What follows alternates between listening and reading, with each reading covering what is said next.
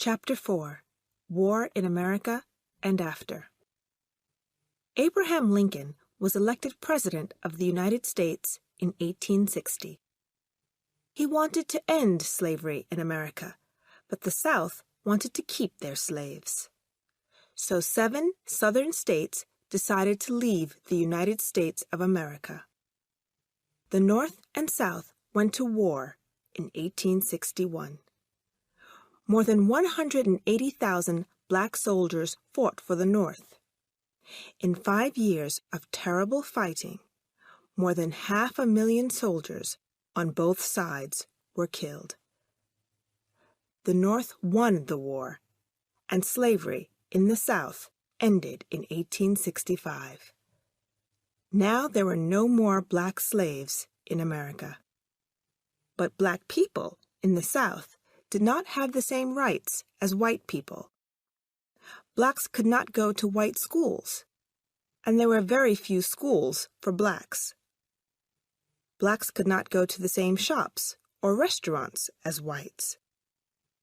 When blacks did try to get their rights, whites often answered them with violence. Most whites in the South were angry that they had lost the war. They did not agree with the end of slavery or with equal rights for blacks. In 1867, a group of soldiers in the southern state of Georgia started a secret organization to fight against black rights. This organization was called the Ku Klux Klan. They wanted to frighten blacks and stop them from voting in elections. Klansmen dressed in white clothes and covered their faces so nobody could see who they were. Sometimes they took black people out of their homes and beat them or killed them. They also burned the schools, homes, and churches of black people. In the 1890s, more than 1,000 blacks were killed by whites in the South. Most blacks were too frightened to tell the police, because many policemen in the South actually belonged to the Klan. Early in the 20th century, more than 4 million whites belonged to the Ku Klux Klan.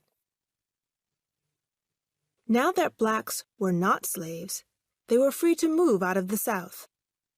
Thousands of blacks left the South and moved to northern cities like Chicago and Detroit. There was more freedom for blacks in the North, and there was work for them in the factories. By the beginning of the 20th century, a quarter of blacks lived outside the South, mostly in big northern cities. In the 20th century, blacks began to play a more important part in the life of America. New schools and universities for blacks opened. Jazz, the music of black people, became popular all over the world. Harlem, a black neighborhood of New York City, became the center for black musicians like Duke Ellington and black writers like Langston Hughes. Paul Robeson was a famous black singer and actor. He sang about the troubles of black people. But many whites were angry when he appeared in Shakespeare's play Othello with a white actress as his wife. There were many black sportsmen. The great black runner, Jesse Owens, won gold medals for America at the 1936 Olympic Games in Berlin. As Hitler and other Nazi leaders watched, Owens beat the best white runners. The boxer, Joe Louis, was born into a poor black family in Alabama in 1914 and was taken to Detroit when he was 10 years old. In 1937, he became the world boxing champion. His greatest fight was against the German boxer Max Schmeling. Louis had lost to Schmeling in their first fight. When Schmeling returned to Germany, he was called a hero by the Nazis. Hitler himself said that because Schmeling had won, whites were stronger than blacks. When Louis beat Schmeling in 1938, blacks all over America were wildly happy. Joe Louis fought 20 times as world champion and was never beaten. But once again, the greatest changes in the lives of black people came from a war. In 1941, America entered the Second World War. Black soldiers fought bravely for their country, but the American army was segregated. Black soldiers did not fight beside white soldiers, and they were not treated as well as white soldiers. When black soldiers protested about this, there were often fights between black soldiers and white soldiers.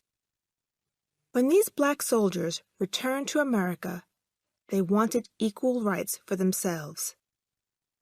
In some of the countries they had visited, black people had the same rights as white people and were treated fairly. After the war, even more blacks moved to the North and became richer. Some things got better.